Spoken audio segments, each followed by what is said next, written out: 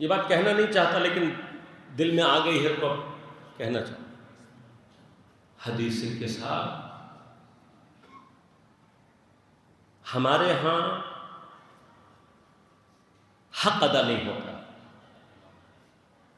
جب مجلس میں حدیث قصہ پڑھی جاتی ہے تو وہ ایک صرف تکلف کی نوعیت ہوتی ہے. وہ آدمی ڈھونڈا جاتا ہے جو سب سے تیز ترین حدیث قصہ پڑھ سکے. اور لازمات ہے جب حدیث قصہ ہو رہی ہوتی ہے تو ہم تو ذہنی طور پر جانتے ہیں کہ ابھی ہم نے جانا نہیں ہے. یہ ایک عام سی بات ہے. البتہ میں خدا نخواستہ کوئی جسارت یا اس کے مرحلے میں نہیں ہوں. یقیناً جتنے بھی ذاکرین ہیں سارے کے سارے خلوص رکھتے ہیں، مقام ہے، درجہ ہے، سب کچھ ہے. میں کسی چیز کا نہ منکر ہوں نہ کسی کے لیے بے احترامی کر رہا ہوں، لیکن خدا کے لیے تھوڑی سی یہ عادت بنائے چیزوں کو.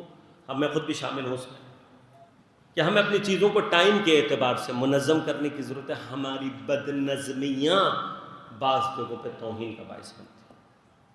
مثلا اگر ہمیں معلوم ہو کہ مثلا ایک مجلس کا عام طور پر جو دورانیہ ہے وہ گھنٹے میں ختم ہو جائے گا یا سوا گھنٹے میں ختم ہو جائے گا تو شاید مومنین کے لیے اتنا سنگین نہ ہو معاملہ.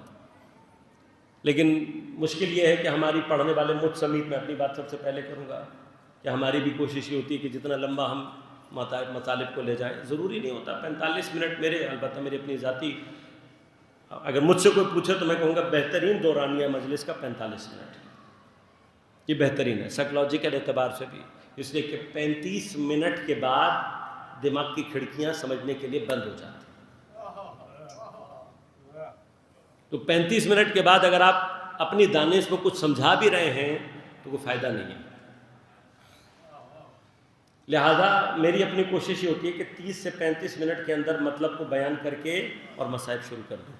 عام طور پر میری کوشش ہوتی ہے، ہو سکتا ہے کبھی مجھ سے غفلت ہو جائے.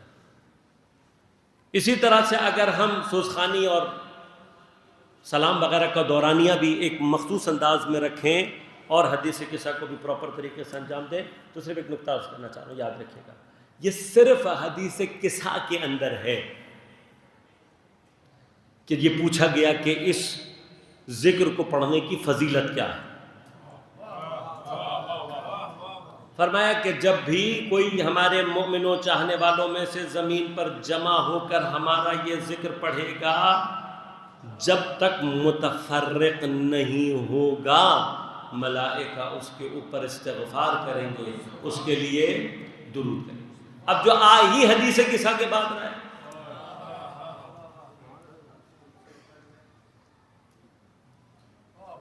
تو وہ شامل ہو سکتا ہے نہیں. جو حدیث قصہ کے لیے جمع ہوا ہے،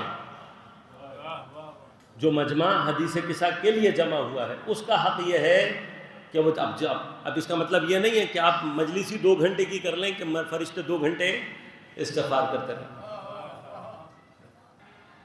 وہ قلیل جو دائمی ہوتا ہے ارجا، وہ بہتر ہے اس کثیر سے جو تھکا دینے والا ہے.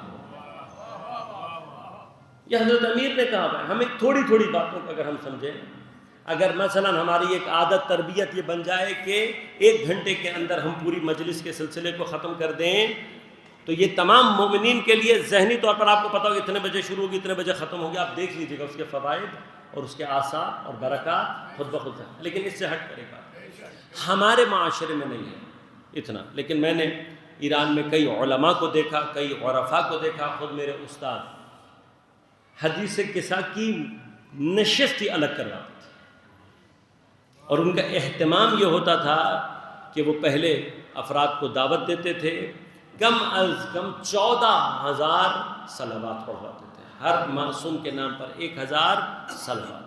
یہ پڑھوانے کے بعد پوری نشست، جیسے دعائے کمیل ہوتی ہے وہاں پر، اسی طرح سے پوری ایک نشست صرف اور صرف ہوتی تھی کس کی؟